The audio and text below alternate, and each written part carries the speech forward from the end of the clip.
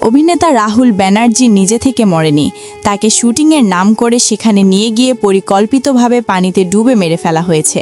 হ্যাঁ দর্শক, রাহুল বন্দ্যোপাধ্যায়ের নির্মম মৃত্যু ঘিরে এবার এমন চাঞ্চল্যকর তথ্য আমাদের হাতে এসেছে যা শুনলে আপনি আজ অবাক হতে বাধ্য হবেন।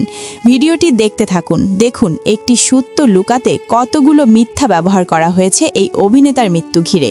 অভিনেতা রাহুল টেলিভিশনের ধারাবাহিক নাটক ভোলে বাবা পার করে গা শুটিং করতে চায়নি সেই ভয়ানক জায়গা। পশ্চিমবঙ্গের পূর্ব মেদিনীপুর জেলার তালসারিতে শুটিং করতে না চাওয়া সত্ত্বেও তাকে সেখানে জোর করে নিয়ে যাওয়া হয় এবং তাদের নাটকের শুটিং শেষ প্রায়। এখন তাদের দুপুরের খাবারের সময়, যেখানে সবাই খেতে বসেছিল, আর এই অভিনেতাকে ডেকে নিয়ে যায় পরিচালক ও তার খুব কাছের কয়েকজন সঙ্গীরা। অভিনেতা প্রথমে নাকচ করলে তাকে কিছু একটা বলে নদীর তীরে, যেখানে বিপজ্জনক জায়গা, সেখানে এই রাহুল নামের অভিনেতাকে ডাকেন পরিচালক। এখানে আরও একটি কথা বলে নেওয়াই ভালো, সেটা হলো এই নদীর তীরে কিন্তু প্রশাসনের পারমিশন ছাড়া শুটিং বা নদীতে নামা দুইটাই অপরাধ। যেখানে উপর মহল থেকে নামা নিষেধ রয়েছে, সেই ভয়ানক জায়গায় গিয়ে পরিচালক প্রশাসনের অনুমতি না নিয়েই কেন শুটিং করতে গেল সেখানে? এটি একটি বড় প্রশ্ন যা থেকেই যাচ্ছে। যদিও পশ্চিমবঙ্গের পুলিশ বারবার দাবি করছে যে তাদের পারমিশন ছাড়া সেখানে শুটিং করা হয়েছে। শুধু কি তাই, এখানে আরও কিছু হাড় হিম করা গোপন কিছু তথ্য রয়েছে যা বারবার ইঙ্গিত দিচ্ছে এই অভিনেতা সেখানে মরেনি, তাকে মেরে ফেলা হয়েছে। এখন আপনারা চিন্তা করতে পারেন আমরা কিভাবে জোর গলায় দাবি করছি যে তাকে মেরে ফেলা হয়েছে। তাহলে ভিডিওটি মনোযোগ সহকারে দেখতে থাকুন, সামনে থাকছে ভয়াবহ তথ্য। তার আগে একটি কথা বলে নেওয়াই ভালো, আপনি কি জানেন যে এই রাহুলের স্ত্রী প্রিয়াঙ্কা সরকার রাহুলের মৃত্যুতে এক ফোঁটাও চোখের জল ফেলেনি এবং এই অভিনেতা রাহুল দীর্ঘদিন ধরে একা থাকছেন, যেখানে স্ত্রী সন্তান নিয়ে থাকার কথা থাকলেও তাদের দাম্পত্য জীবনে কিছু অজানা গল্পকে তাদের দুজনকে দুদিকে করে দিয়েছে। অভিনেত্রী প্রিয়াঙ্কা সরকার বেশ কিছু বছর ধরেই কিন্তু আলাদা থাকছেন এবং রাহুল তার স্ত্রী প্রিয়াঙ্কা সরকারকে বারবার তার সংসারে ফেরাতে চেষ্টা করেছেন, কিন্তু এই অভিনেত্রী বারবার এই অভিনেতা রাহুল ব্যানার্জিকে ফিরিয়ে দিয়েছেন। সোশ্যাল মিডিয়ায় গুঞ্জন রটেছিল ধারাবাহিক নাটক ভোলে বাবা পার করে গা নাটকের অভিনেত্রীর সাথে রাহুলের সম্পর্ক ছিল, যদিও তা প্রমাণ করতে পারেনি স্ত্রী প্রিয়াঙ্কা সরকার। রাহুল যেন একা থাকতে থাকতে নিজেকে একজন অভিনেতা নয়, বন্দি প্রাণীর মতো ভাবা শুরু করেছিল। তার স্বপ্ন ছিল তিনি তার সন্তান সহজকে বড় করে বিশাল বড় অভিনেতা বানাবেন, কিন্তু ভাগ্য যেন তার উল্টো দিকে মোড় নিল। এই অভিনেতার মৃত্যু ঘিরে নাটকের পরিচালক সহ ক্যামেরাম্যান এক একজন এক এক কথা বলছে।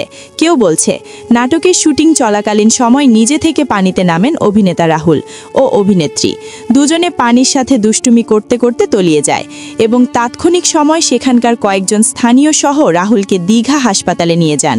তবে হাসপাতালে পৌঁছানোর আগেই তার মৃত্যু হয়েছে বলে প্রাথমিকভাবে জানা যায়। কিন্তু নাটকের শুটিংয়ের আরও কিছু কর্মীরা বলছেন নাটকের শুটিং করতে গিয়ে তারা পানিতে নামেন, যা বলেছিল পরিচালক। এই পরিচালকের কথা শুনতে গিয়ে তার মৃত্যু হয়। কিন্তু আরও একটি পক্ষ দাবি করছে যে নায়িকা পানিতে পড়ে যায় এবং নায়িকাকে বাঁচাতে গিয়ে অকালে প্রাণ গেল এই অভিনেতার। এখানে কোনটা সত্য আর কোনটা মিথ্যা এখন আপনারাই বলেন। তবে আমরা এই রাহুলের রিপোর্ট কালেকশন করতে গিয়ে এমন কিছু লোমহর্ষক ঘটনার সাক্ষী হয়েছি যা শুনতে আপনারাও অবাক হবেন। তবে তার আগে একটি কথা বলে নেই, এই রাহুল যে মারা গিয়েছে তার আগে কিন্তু যখন অভিনেতা পানিতে ডুবে যায়, সেখান থেকে তাকে যখন বাঁচানোর চেষ্টা করা হয় এবং একটি সময় যখন তাকে পানি থেকে উপরে তোলা হয়, সেখানে কিন্তু তখন এই অভিনেতা রাহুল ব্যানার্জি কিন্তু বেঁচেই ছিলেন, কিন্তু হাসপাতাল যাওয়া অবধি তেনার মৃত্যু ঘটে বলে একাধিক টলিউডের গণমাধ্যম বিষয়টি নিশ্চিত করেছেন। কিন্তু এখানে প্রশ্ন হলো যে রাহুল সাঁতার জানেন, শুধু সাঁতার নয়, তিনি বেশ ভালোই সাঁতার জানতেন বলে নিশ্চিত করেছেন তার শিলিগুড়ির মাসি। চলেন তার একটি সাক্ষাৎকার দেখে আসা যাক। আমি 5টা 5:30 নাগাদ জানতে পেরেছি। আমার ছেলের বন্ধু স্ত্রী ফোন করেছিল আমাকে, সেই ইয়েতে আমি জানতে পেরেছি যে এরকম হয়েছে।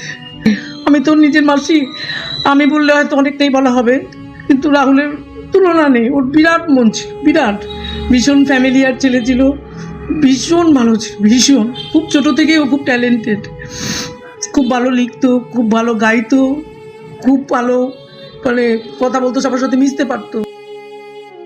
তার সাক্ষাৎকার শুনে মনে হচ্ছে সাঁতার কাটা একজন ছেলে সাঁতারে না জানার অভাবে কিভাবে মৃত্যু হয়। এই অভিনেতা পানিতে সাঁতার কাটাতেও কিন্তু বেশ জনপ্রিয় ছিল, কিন্তু তার এই মর্মান্তিক দুর্ঘটনা তার পরিবারের কেউ মেনে নিতে পারছেন না। শুধু কি তাই, এই মর্মান্তিক দুর্ঘটনার পিছনে এমন কিছু গোপন রহস্য রয়েছে যা তদন্ত ছাড়া বলা যাচ্ছে না। তবে এখানে যে এই অভিনেতাকে মেরে ফেলা হয়েছে তা স্পষ্টভাবেই বলা যায়, কারণ এই অভিনেতা টেলিভিশনের ধারাবাহিক নাটক ভোলে বাবা পার করে গা এর শুটিং করতে গিয়ে এতটাও গভীর পানিতে নামেননি যে সে মারা যাবে। এবং সেই নাটকের শুটিংয়ে স্টাফ সহ প্রোডাকশন ম্যানেজাররা এক একজনের এক এক ধরনের মন্তব্য শোনা যাচ্ছে, যাকে ঘিরে এই রাহুলের মৃত্যু ঘিরে ধোঁয়াশার জল লেগেই রয়েছে, যা ইতিমধ্যে এখন শুধু গলির ভিতরে শুধু কানাকানি নয়, এবার এই প্রশ্ন নিয়ে টলিউডের মিডিয়া পাড়ায়ও ঝড় বইছে শুধু একটি প্রশ্নে, যে এই অভিনেতা রাহুল বন্দ্যোপাধ্যায় কি সত্যি নিজে থেকে মারা গিয়েছেন, নাকি তাকে মেরে ফেলে গল্পের মোড় কেউ না কেউ অন্যদিকে ঘোরার চেষ্টা করছে। চলেন এই সংক্রান্ত টলিউডের মিডিয়ার সাক্ষাৎকার শুনে আসা যাক। যে একটা পক্ষ রাহুলের দিকে দায় ঠেলছে, এই খেলাটা আমি কাল থেকে দেখতে পেয়েছি, যে অপূর্ব এই দায়টাকে তুলে দাও, সে তো আর এসে বলতে পারবে না যে আপনারা মিথ্যে বলছেন, এটা করে দাও। রাহুলের সহ অভিনেত্রী যিনি ছিলেন তার বক্তব্য, সেখানে প্রোডাকশন ম্যানেজারের বক্তব্য, যার দায়িত্বে ওই শুটিংটা হয়, বন্দোবস্ত হয়, পারমিশন হয়, আদৌ ওখানে পারমিশন হওয়া সম্ভব কিনা। আমরা কম বেশি তালছাড়িতে শুটিং করেছি এবং জানি বিপজ্জনক জায়গা, যেখানে হয়তো উপর থেকে ঢেউয়ের আছড়ে পড়া কম, কিন্তু আন্ডার কারেন্ট যেখানে মাটি আর বালি একটা অদ্ভুত মানে হড়হড়ে একটা ব্যাপার তৈরি করে, জমির ওপর এটা না বললে নয়। তারপরে আরো বেশ কিছু বক্তব্য আসছে, যদি আমরা প্রত্যক্ষদর্শী বা যারা লোকাল ছিলেন, সুমনদা একটু আগেই যখন আমি বাচ্চা আমরা যখন শ্মশান ঘাটের দিকে যাচ্ছি, সেই সময় একটা ফোন অনেকক্ষণ ধরে বাজছিল, আমি ফোনটি ধরলাম, যেখানে ওরা থাকছিল সেই হোটেল থেকে। এর আগে যখন আমি শুটিং করতে গেছিলাম, যারা দায়িত্বে ছিলেন তারা জানাতে চাইছিলেন যা দেখানো হচ্ছে বা বলা হচ্ছে এগুলো মিথ্যে, এমনটা হয়নি।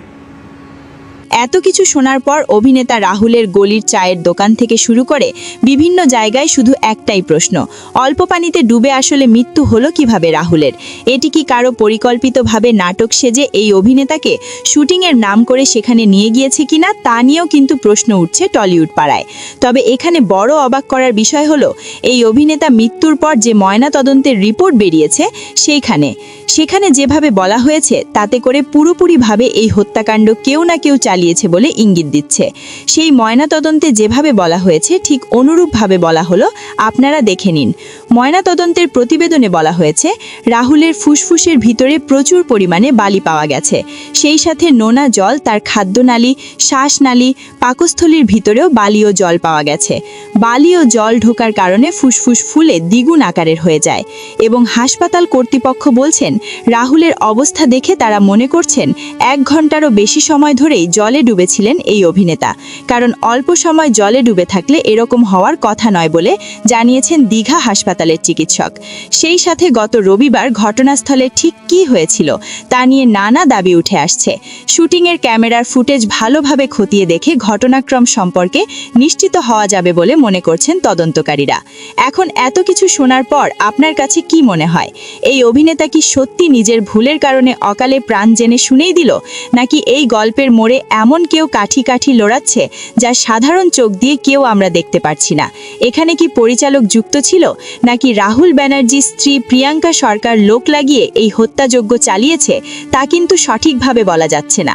তবে কিন্তু তাদের দিকেও কিন্তু এই সন্দেহের তীর বারবার উকি দিচ্ছে, যা ফেলে দেওয়ার মতো নয়।